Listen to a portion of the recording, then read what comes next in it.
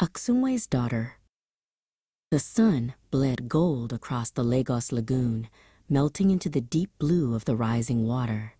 In Makoko, the city on stilts, the evening hum was a symphony of lapping waves, distant market chatter, and the low thrum of solar converters. My father, Babatunde, said the water remembers everything, the old ways, the drowned lands, the day the mainland markets forgot us. But tonight, a new sound joined the chorus, the soft chime of a confirmed order, echoing from my tablet. I pulled the canoe toward our family's home, a structure of reclaimed timber and corrugated metal painted a defiant turquoise. Faint holographic lines, invisible to most, shimmered in the air above me, the data streams of Axumwe. They were lifelines, connecting our small floating world to a continent.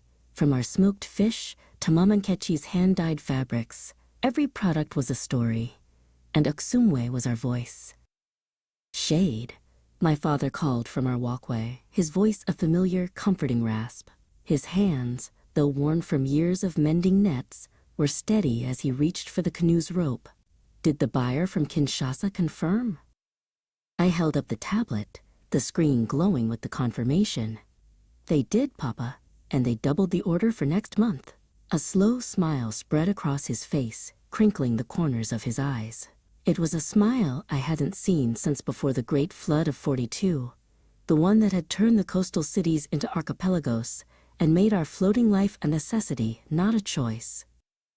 He looked from the screen to the water. This Axumwe, it is a new kind of net, he mused, one that catches dreams instead of fish.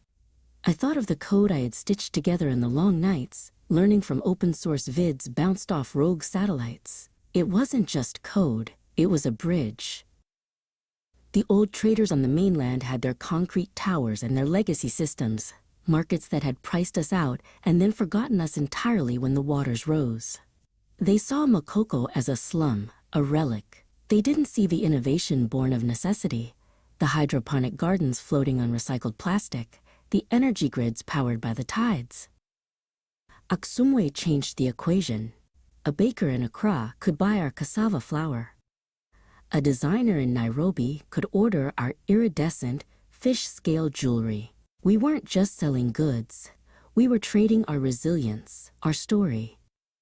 The app's logo, a stylized djembe drum in a woven basket, symbolized it perfectly. Africa's story, Africa's marketplace.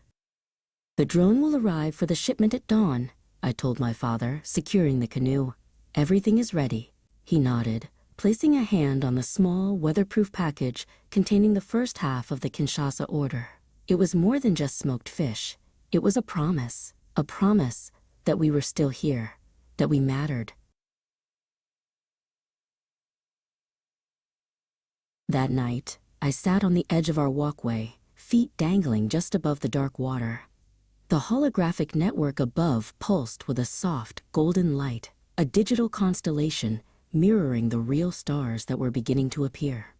Each pulse was a transaction, a connection, a whisper of hope from one end of the continent to the other.